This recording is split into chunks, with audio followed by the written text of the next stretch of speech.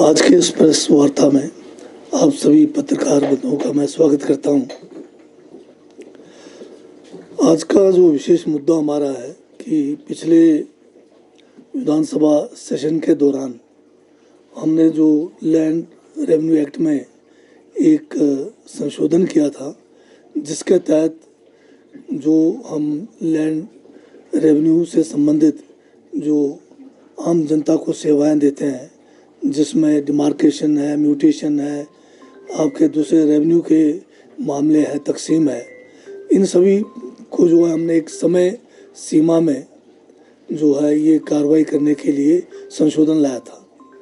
और अभी माननीय मुख्यमंत्री ठाकुर सुखविंदर सिंह सुक्खू के निर्देश पर रेवेन्यू डिपार्टमेंट ने ये फैसला किया है कि हमारे प्रदेश में पेंडिंग केसेस जो इंतकाल का है, यानी म्यूटेशंस के है, वो बहुत ज़्यादा है। करीब 22,000 से ज़्यादा केसेस लंबित पड़े हैं। तो इनको जो है एक समय सीमा में जो है कार्रवाई करने के लिए ये फैसला लिया गया है कि हम जो है इंतकाल दिवस जो है हर महीने स्टेट के सभी तहसील हेडक्वार्टर्स पे मनाएंगे, ताकि लोगों के जो पेंडिंग जो इंतकाल के केसेस हैं जल्द से जल्द जो है उस पर कार्रवाई हो। तो इसी संदर्भ में अभी इसी महीने अक्टूबर के महीने में 30 और 31 तारीख को पूरे प्रदेश के सभी तहसीलों पर जो है इंतकाल दिवस मनाया जाएगा, जिसमें पेंडिंग जो केसेस हैं उनके ऊपर कार्रवाई की जाएगी और इसको फिर आगे भी बढ़ाया जाएगा। मेरा ये कहना है कि पिछली सरकार ने जनमंच में करोड़ों रुपए जो है लुटा लिए। वो केवल एक लंच मंच और लोगों को झंड करने का मंच बन के रह गया। और इतने सारे ये जो इंतकाल के केसेस पेंडिंग थे, ये क्या करते रहे, ये हमारी समझ से बाहर है। क्योंकि इन्होंने बहुत हल्ला किया, बहुत बड़ा जो है धन का दुरुपयोग भी किया, लोगों को जो परेशान भी किया, परंतु इन जनमंचों में जो आम लोगों के मुद्दे थे, जैसे इंतकाल के मुद्दे हैं, आपके डिमार्केशन के मुद्दे हैं, आपके अन्य मुद्दे हैं, वो हज़ारों की तादाद में इकट्ठे पड़े रहे, परंतु इनका निवारण नहीं कर पाए। तो इससे साफ जाहिर है कि जनमंच जो है एक वाकई जो है ऐसा स्कीम था पिछली सरकार का, जिसमें धन लुटाया गया और केवल लोगों को परेशान किया गया, उसका कोई औचित्य नहीं था। और इसके साथ में अभी विपक्ष जो है आजकल जो है मुद्दाहीन है। इनके जो शीर्ष नेतृत्व है अभी 10 महीने में ही बहुत जो है बेहाल हो गए। उनका जो फ्रस्ट्रेशन दिखाई दे रहा है, वो आजकल अनब शनब बोले जा रहे हैं, तथ्यों से विपरीत बात कर रहे हैं। कहते हैं कि राहत का कोई कुछ काम नहीं मिला, पैसा नहीं मिला।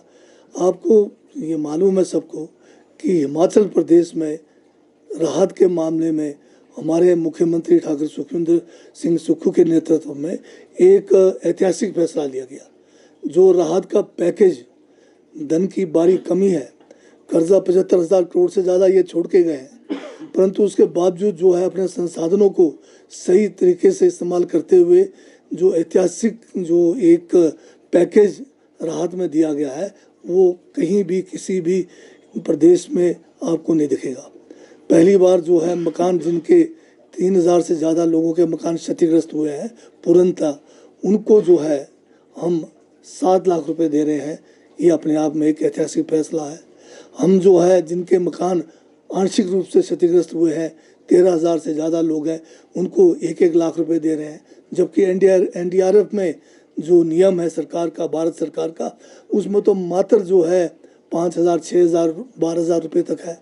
और इसी तरह से जो है पशुधन का भी जो है बहुत ज़्यादा जो है इस समय जो नुकसान हुआ है, उसकी भरपाई के लिए उसको राहत के रूप में, खासकर जो चरागाहों में भेड़ बकरियां जो बर्फबारी के कारण, बेमौसमी बारिश और बर्फबारी के कारण दब गए थे, मर गए थे, उनको भी जो है 6,000 रुपये प्रति भेड़ बकरी दिया जा रहा है। और नंबर कोई नहीं उसमें रखा जा रहा है, किसी का अगर 200 है तो 200 भी दे रहे हैं। तो इस तरह से बिलोंगिंग्स का, जहाँ 6,000, 10,000 रुपये मिलता था, 50,000 रुपये अगर जो मकान के अंदर जो आपका बिलोंगिंग्स जो आपका क्षतिग्रस्त हुआ, उसको 50,000 रुपये मिल रहा है। तो इस तरह से ये पहली बार ज़मीन जिसका चला गया है 1 बीघे का हम 10,000 रुपये दे रहे हैं, ये भी एक बहुत बड़ी राशि है। फसल नुकसान का 3,000 रुपये बीघा जो देने का निर्णय लिया है, ये भी अपने आप में एक बहुत बड़ी राशि है।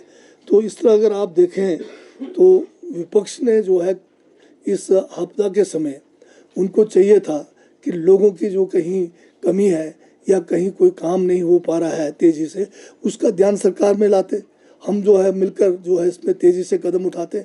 बल्कि इन्होंने इस आपदा के समय में लोगों को गुमराह करने की कोशिश की, लोगों को डराने की कोशिश की और एक नकारात्मक जो है रवैया इन्होंने अपनाया।